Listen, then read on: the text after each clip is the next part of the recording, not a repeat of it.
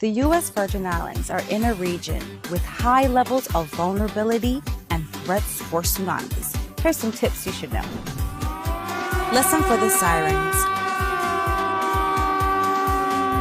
It is important to understand the difference between an advisory, a watch, a warning, and an information statement. If you're in a coastal zone area and notice a dramatic recession in water from the shoreline, move inland immediately and do not return until officials say it's safe to do so.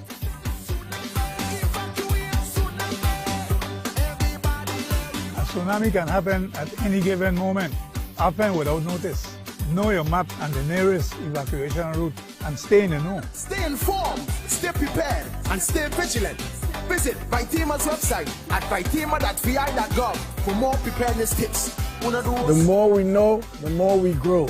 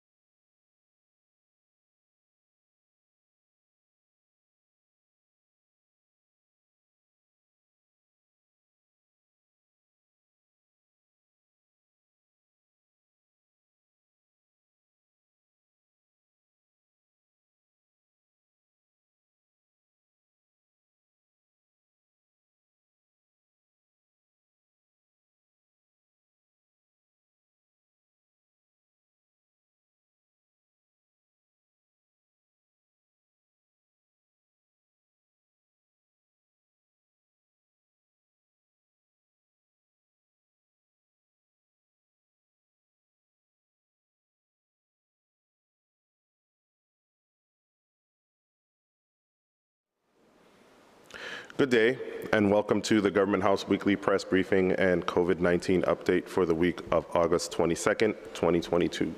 For the benefit of the radio listening audience, I am Government House Communications Director Richard Mota. Dr. Esther Ellis is joining me on behalf of Health Commissioner Hussein Kanacion this afternoon for the latest COVID-19 data and information on where Virgin Islands residents can get a COVID-19 test, vaccine, and booster shot. I also have VITEMA Director Darryl Joshin here to provide a tropical weather update now that we are in that period of hurricane season where we historically see more activity, as well as Commissioner Kimberly Causey Gomez of the Department of Human Services for the latest on her agency's pandemic-related support for Virgin Islands families. So without further delay, I will turn over this afternoon's briefing to Dr. Esther Ellis. Dr. Ellis. Good afternoon, Virgin Islanders. Thank you, Director Mota, for the opportunity to join you this afternoon to provide an update on COVID-19, monkeypox, and renovation updates from the Department of Health.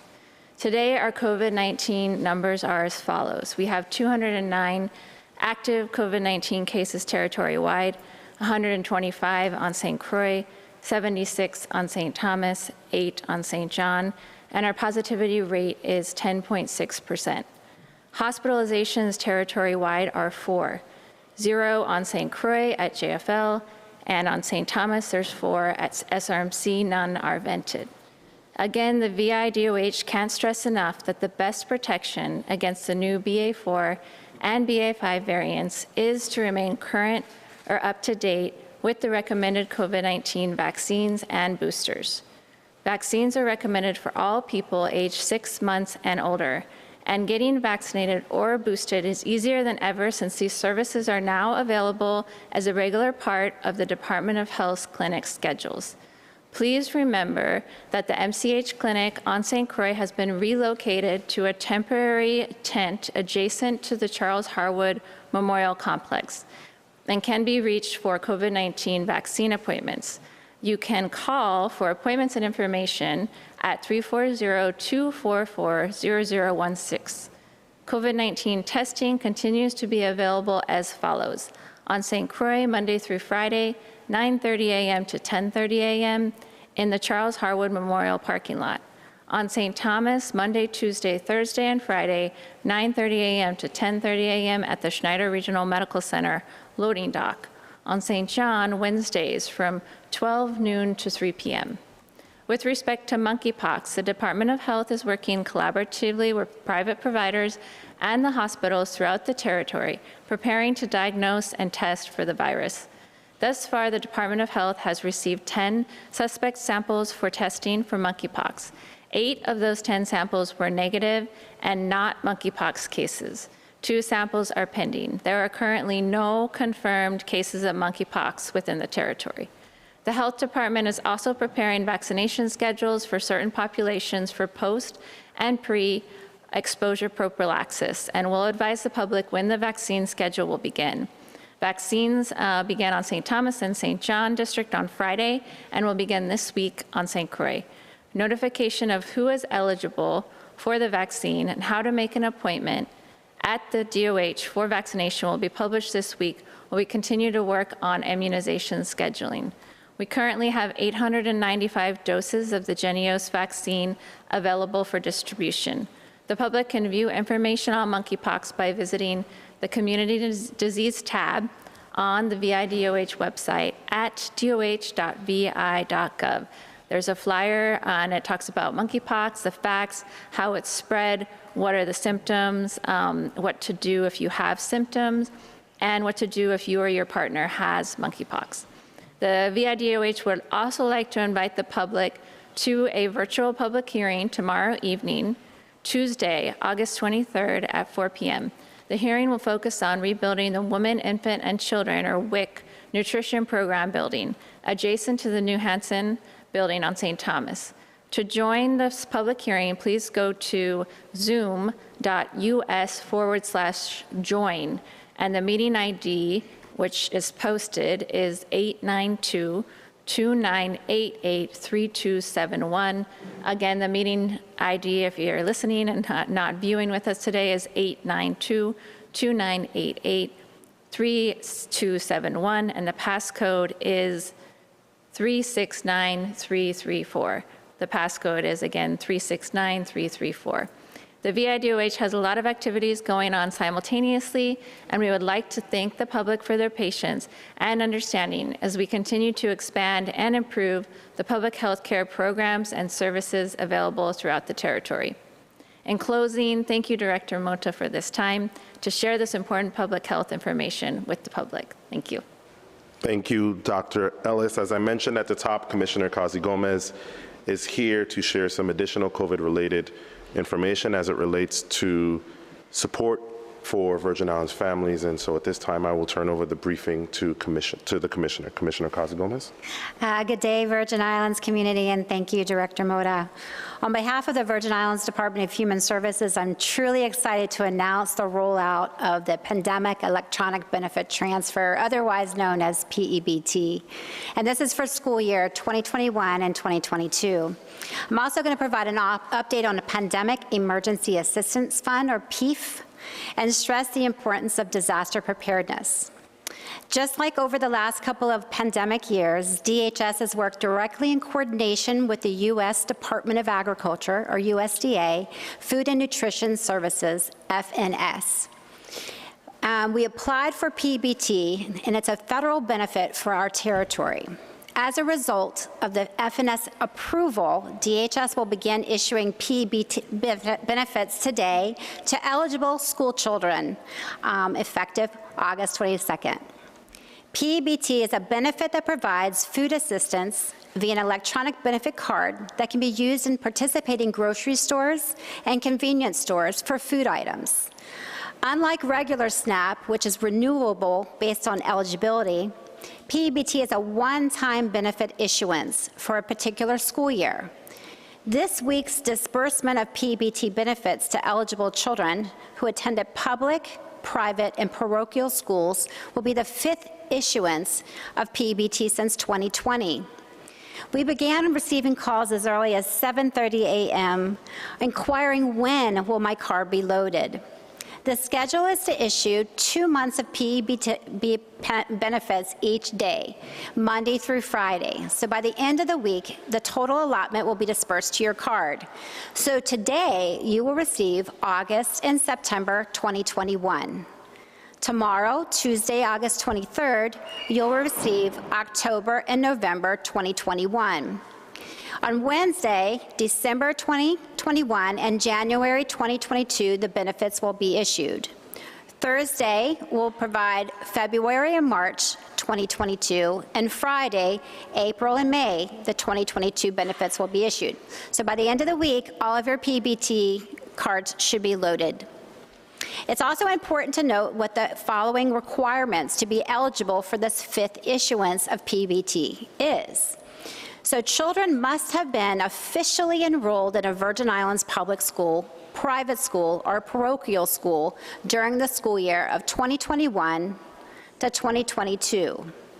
Children who are homeschooled are not eligible for PEBT. The school also must be a recognized participant in the USDA National School Lunch Program. PEBT benefits will be issued to children for virtual, and I repeat, virtual instructional days only. For example, if your child attended in-person school for the entire month of September 2021 and had no virtual instruction days, they will not receive any PEBT during that month. There was no individual application needed to complete by families with school children for PEBT. The Virgin Islands Department of Education or public school and our eligible private and parochial schools provided Human Services the names of eligible students enrolled in the 2021-2022 school year. And only these children will be issued benefits this week. So how will they be issued and how much am I going to get is really the question. For eligible children who received regular SNAP, benefits will be loaded on your existing household card. For eligible children who do not receive SNAP benefits, but were issued a card in the past for PEBT, then your card will also be loaded onto that card. Now, we know sometimes you may lose your card or it may be damaged. In that event, we have a PEBT hotline, and that phone number is 340-772-7120 or via email pebt@dhs.vi.gov. Feel free to also come to one of our issuances offices. We have one in New Hansen in St. Thomas, and of course Mars Hill and West in St. Croix. And now remember, you have to bring a picture ID if you're going to be getting a new card. Now, if you're a new or eligible non-SNAP child, your new PEBT cards are going to be mailed to the address that you provided to the school system. And they'll be issued in the child's name or the student's name. Households that have more than one child, an eligible child, will receive multiple cards, one for each child. Instructions will also be mailed on how to set up that card. Now, we had a standard benefit of $8.28 per day. For a full virtual month learning mode, children will be issued 17 days times $8.28, or $140.76 per month. Now, some of us did a hybrid approach where some days were virtual and some days were in person. Now, you'll still only receive the $8.28 for the virtual day for that month. Most children attended in-person school for 2021 and 2022, so you will expect a less amount than in previous years. DHS estimates that 12,540 children will receive a total disbursement of $6,477,054.84 in benefits this week. The SNAP households are 6,772, and those with non-SNAP households are 5,768. Now, if you have questions, again, our PBT hotline is 772-7120 or pebt@dhs.vi.gov. Now, I know that we also talked about summer PEBT. So just as we're getting ready for the school year, I wanted to give you an update about summer and childcare. We submitted our summer PEBT application last week, and it's currently under the review with the FNS for the school year of 2021 and 2022. Once we get their approval, we'll make sure that everyone knows what the benefits for the summer will be. And we'll make sure that we do that via press conference or press release.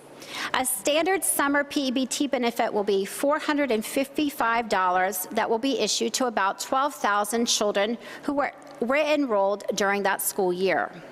Now, the child care PEBT application will be also forthcoming to FNS, and that will be only for SNAP recipients, and that'll be done in the next couple of weeks.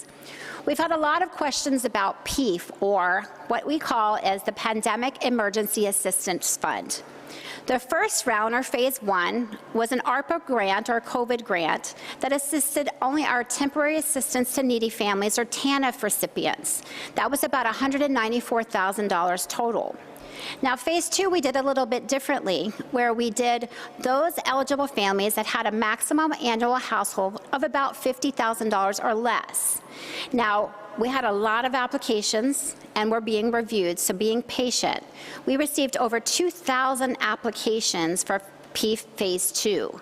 Our Division of Family Assistance staff are working diligently on the applications, and hopefully we'll begin awards in the next couple of weeks, or at least by the end of August. We're requesting additional funds to ensure that everyone that applied for funds will be able to receive it, because right now we didn't get enough for all of 2,000 applicants. Now, we all know it's hurricane season. It's the 2022 year, and it's important for you to be ready and to help your friends and your family members be ready as well. We're a community that takes care of one another, and especially during a disaster, we should do that as well. We're strongly encouraging everyone to develop a plan for their family and your pets. Sheltering in place is your best and your safest option. This means staying at your own home, or if you feel that it's not safe or you've had damage to your home, please coordinate staying with a family, a friend, or a neighbor, or maybe one of your faith-based community friends during the height of the storm. Now, shelters have been identified for all 4 islands. However, they'll only be opened at the direction of the governor, and you'll be informed prior to which ones will be opened. Now, Director Joshua will also talk a little bit about the weather later, so I don't need to do that. We're also encouraging anyone 60 years or older and people with disabilities who live alone to sign up for the Senior and Disabled Disaster Registry. There's a form online at dhs.vi.gov, or you can pick up the applications at the election offices or Bureau of Motor Vehicles. Now, ensuring you have enough water for each of you and your family members for at least 5 to 8 days is important. Non-perishable food items, copies of important documents sealed in a plastic bag, updates on 1 to 2 months of medications, important phone numbers, your portable phone chargers, and that to-go bag is ready and packed. Being prepared ahead of a time is definitely the key to our success.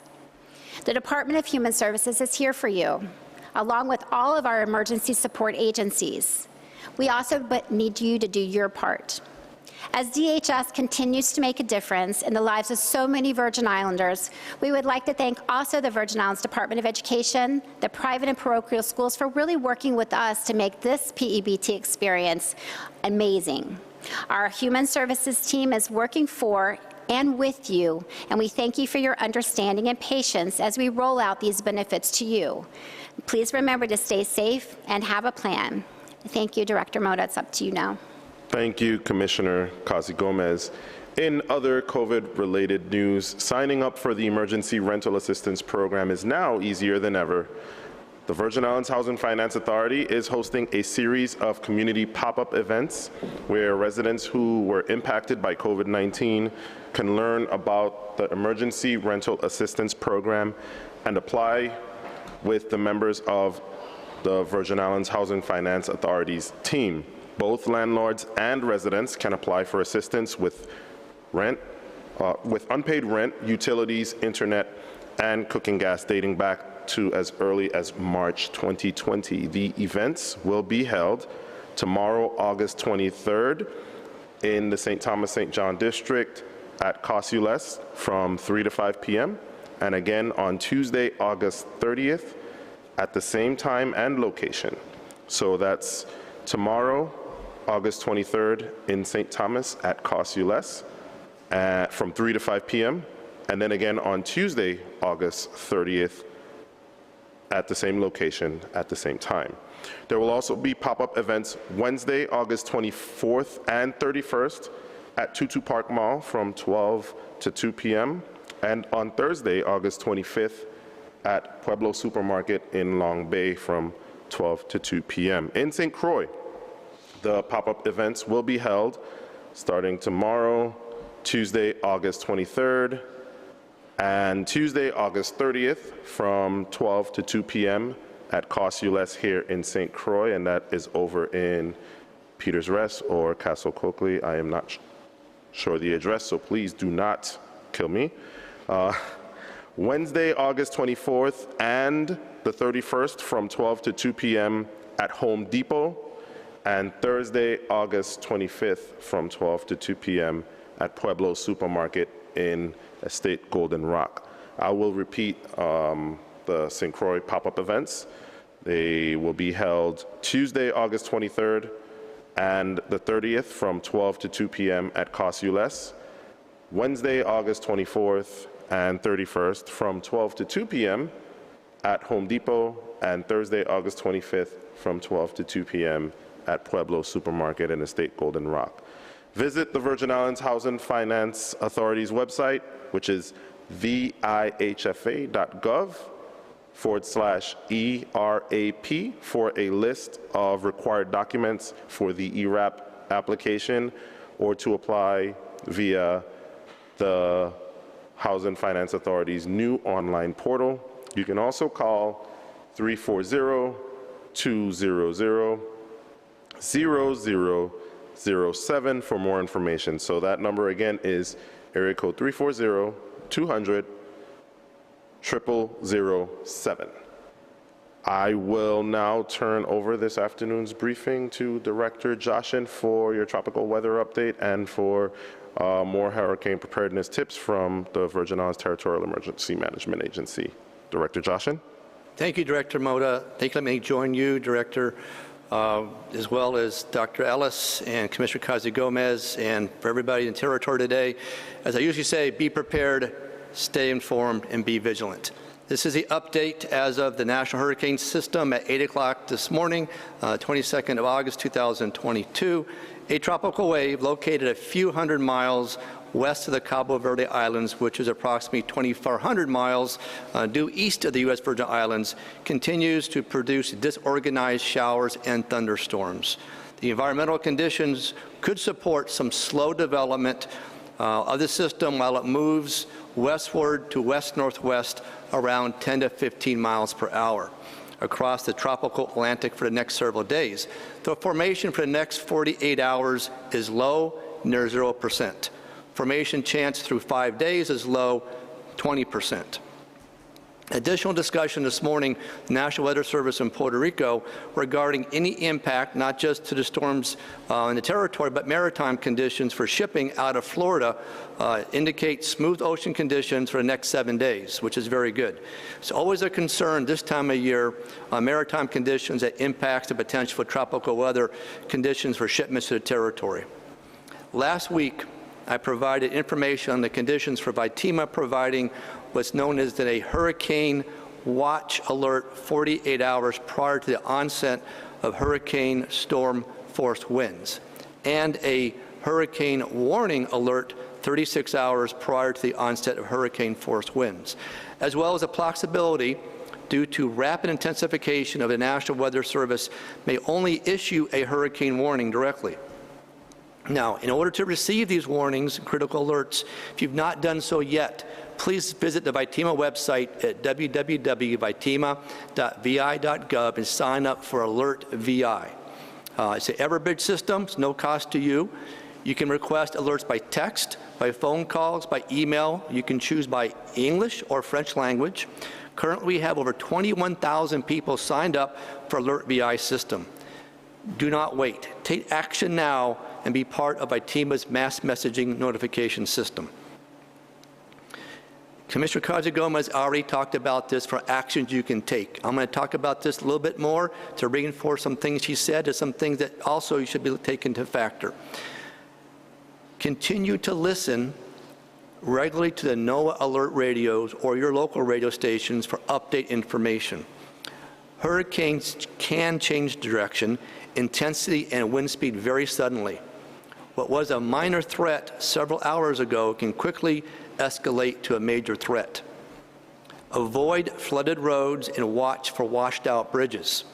Leaving an area that may be affected will help you keep your family safe. Prepare your property for high winds. Hurricane winds can blow large, heavy objects and send them crashing into homes. Anything not secured may become a deadly or damaging projectile. Lawn furniture. Bring lawn furniture inside as well as outdoor decorations, ornaments, trash cans, hanging plants, or anything else that can be picked up by the wind. Make your trees more wind resistant by removing diseased and damaged limbs. When strategically remove branches so the wind can blow through them. Secure your buildings by closing and boarding up each window of your home. Remember to remove outside antennas. For boaters, moor your boat securely and move to a designated safe place. Use rope or chain to secure your boat or to your trailer. Use tie downs to anchor your trailer to the ground or to your house. Do not forget to fill your car's gas tank. Stock up on prescription medicines. Store the pharmaceuticals. They may be closed after the storm. Check on your disaster supply kits. Some supplies need to be replaced or restocked. Be sure you have some cash on hand, as many businesses will not have credit card machines or cash machines available following a storm and telecommunications and power outages. Turn your refrigerator and freezer to the coldest settings. Open only when absolutely necessary and close quickly. Keep the coldest air will keep your perishables lasting much longer in the event of a power outage. Store your valuables and your personal papers in a safe deposit box in a waterproof container on the highest level of your home. Hurricanes leave much water damage inside. Historically, it is shown that by protecting valuables in this manner will provide the best security. For utilities, be sure you turn off utilities if told so by authorities. Authorities may ask you to turn off your water and your electricity to prevent damage to your home within the community. Most of the time, we'll tell you to leave the gas on because it requires a professional to remove your gas and turn it back on. It may be several weeks before the service can be done so. Make preparations to disconnect your cistern downspouts to prevent debris from contaminating your cistern. Check your cistern overflow ports and screens to ensure they are clean.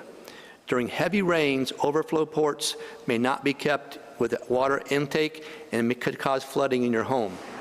Turn off propane tanks. Propane tanks may cause damage by dislodging by strong wind or water.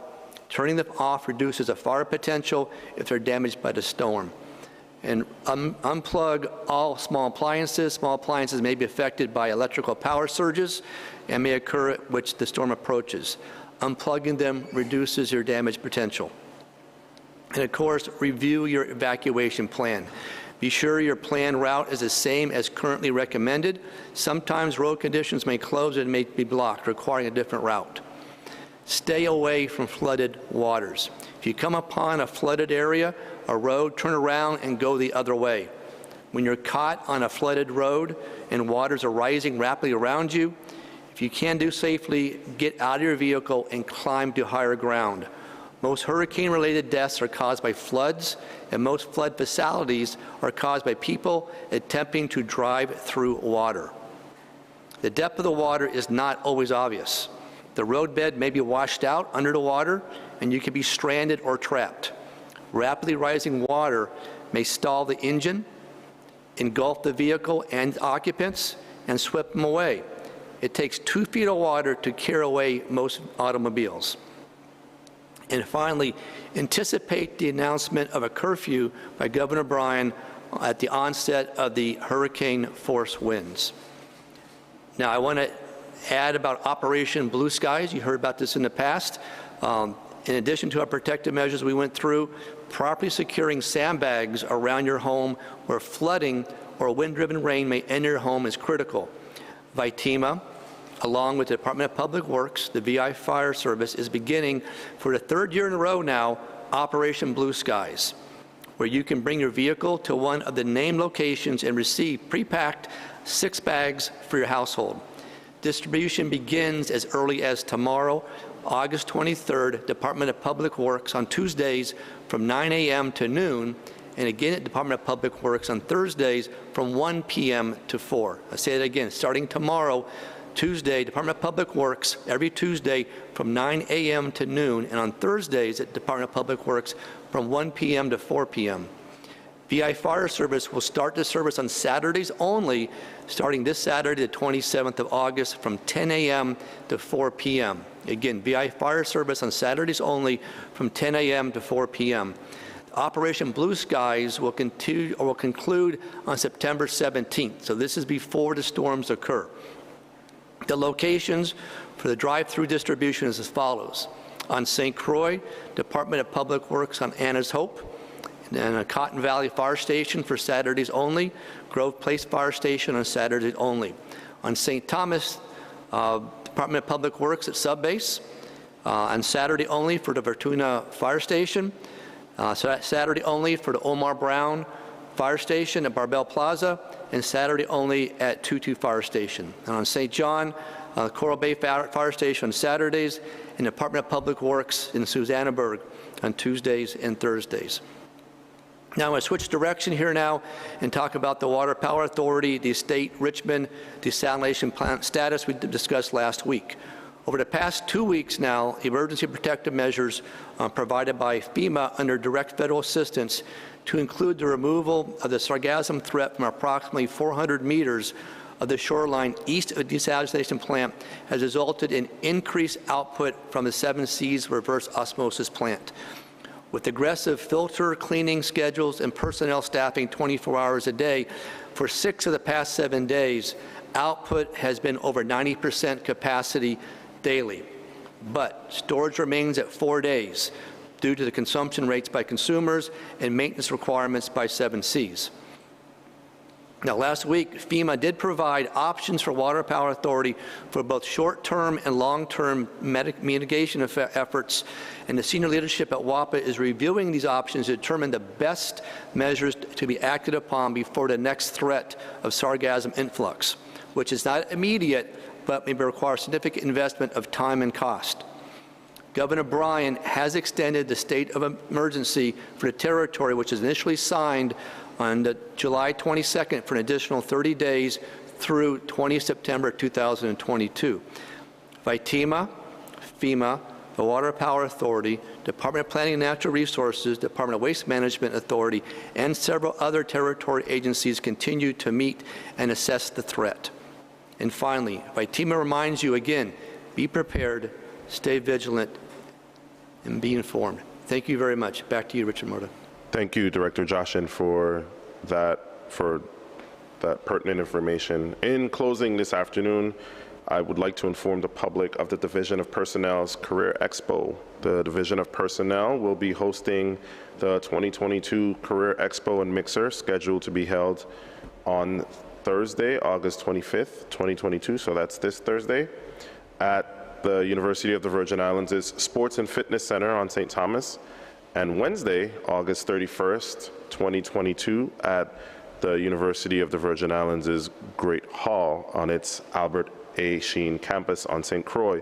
Both events will be held from 12 p.m. to 6 p.m. The Career Expo will give the attendees the opportunity to meet and interact directly with human resources professionals from the departments and agencies and semi-autonomous agencies within the Government of the Virgin Islands. It will also offer individuals the opportunity to apply and interview for the many vacancies on site on that same day. The expo will feature the following. Agencies there will be able to showcase all of their vacancies. It will also have 15-minute presentation times on stage to highlight their services and benefits for working at their respective agencies. Interview stations will be set up to facilitate on-site job interviews. Attendees are asked to be able to apply on-site in their NEOGOV system, or so they will be able to apply on-site through that system. There will be 30-minute workshops and breakout sessions as well throughout the day, and followed by presentations by industry leaders. And so for more information, please visit the Division of Personnel's website at dopusvi.org. Again, that website is dopusvi.org, or you can contact them at 340-774-8588 or 340-718-8588. Finally, a reminder that tomorrow Governor Bryan will kick off the Our Best Life Senior Workout Tuesdays and Thursdays. Every Tuesday and Thursday from 9 to 10 a.m., seniors can take advantage of the free fitness and aerobics classes tailored just for them. Classes will be held at the Altoona Lagoon Fit Lot on St. Croix, at the Emancipation Garden in St. Thomas, and Sports Parks and Recreation Center in St. John. Please register online at ourbestlifeusvi.org. Again, that website to register if you are interested is ourbestlifeusvi.com, where you can get a free t-shirt and other goodies as well. Just bring a towel and we will take care of the rest. This program ends on September 29th. We also would like to remind the public that Walkout Wednesday will close on August 31st. But we encourage the community to continue to make fitness a part of your daily routine. And so we want to get the community as active as possible. As we've been mentioning here for the better part of the last few months, this is all a part of the governor's Healthier Horizons initiative and our push to get Virgin Islanders more focused on preventative health and to be more active so that we can lead healthier lifestyles. And so with that, we'll take any questions from the media if there are any. I see that we have Mr. Lasiba Knight from the St. Croix Avis joining us in person. Thank you, Lasiba. Welcome, and go ahead with your question. Awesome. Good afternoon. So my first question is for you, Dr. Ellis. I was hoping to get your opinion on reformulations of existing COVID vaccine. In the UK, in the last week, they approved a Moderna reformulation, and I'm just wondering, we're still pushing the old vaccines. There's nothing unsafe about them, but they provide less robust immunity against the newer ones. So I'm wondering what the territorial stance is on the reformulation. Yeah, thank you. That's a really good question. There have been some reformulations, as you said, already released in the UK. We're anticipating that those new formulations will be released in the United States sometime late September or October. That's the timeline that the FDA has shared. They will receive approval in the same way that the other vaccines received approval. And for the listening audience, the reformulation it's the same vaccine. It's an mRNA vaccine based, all the ingredients are the same for the Moderna and the Pfizer vaccines. It's just the sequence of the vaccine is targeted more against the new variants that we're seeing, especially the BA4 and BA5 variants, so it will protect better against the current circulating strains. The old vaccine is still protective. It's just not as protective as it was when it first came out because the virus has mutated over time. And it's really similar with what we see with the flu. Every year the flu vaccine changes, and it's slightly different than the year prior, and it's based on the strains that we're seeing the previous year. Awesome. And then I think I heard you correctly. They're already giving out monkeypox vaccines on St. Thomas? Yes, we started on Friday on St. Thomas, and we'll be starting today or tomorrow on St. Croix. And I'm wondering just who's being given those vaccines? So we do have a press release that will probably go out today, this afternoon, and so I'll make sure you get a copy of that. But it will outline exactly who is eligible for the vaccine. It's quite a long list. I think there's about 15 categories on here. So I'll share that with you as soon as it's released today. Okay, and then if I remember correctly, last week we had a positivity rate of about 3, and this week we're up to 10. And so I'm wondering if that's indicative of like maybe a potential surge or... So not necessarily. So the best thing to look at on the report, and I'll pull up the report now, is actually the 2022 cases by week. And so if you look at that from June 15th to now August 17th, each week we've had an average of about 164 to 221 cases per week. And so it's really held very steady, new cases per week. The percent positivity did jump down in an earlier report because UVI required a negative test to return back to school. And so there was some mass testing that occurred prior to school universities reopening. And also the percent positivity, it's more likely that positives are coming to retest in our drive-through. So because there's the wide availability and usage of home tests, someone who does have a positive at home but wants to qualify for the Paxlovid or the monoclonal antibody treatment has to have a confirmed test with a provider or a DOH drive-through testing. And so it's more likely that positives are coming to retest positive than negatives. Okay, awesome, thank you. And then Commissioner Gomez, as we look back at federal assistance that's been provided to the territory to blunt the impact that COVID-19 has had on our economy, there's some big contrast in how things have rolled out. If you look at ERAP, the Emergency Rental Assistance Program, that recently is gaining momentum since a $1 million contractor came in and took over. And then you look at PEBT. I imagine there was like one small hiccup towards the beginning, but it's been going very smoothly. And so I'm wondering how your department was able to manage that, and if there's any secret sauce that you can share with us. I'm going to commend my staff definitely for working around the clock in order to do it, and that's the only way it could be done. We worked in partnership with our FNS because it is an application. It had to be in coordination also with Department of Education, public schools, the parochial schools, and the private schools to get the information correct. So all the data came together. It had to be uploaded into our federal system and vetted and made sure that it was done correctly. So I don't know if there's a magic sauce, but I like to call our team always magical, because they really do an exceptional job. And that's on top of what they're already doing, existing. So we're already providing benefits around the clock for a lot of our community already, and our Division of Family Assistance. And so this was just another aspect of what we already know we need to do, especially when it comes to food insecurity, the cost of food going up.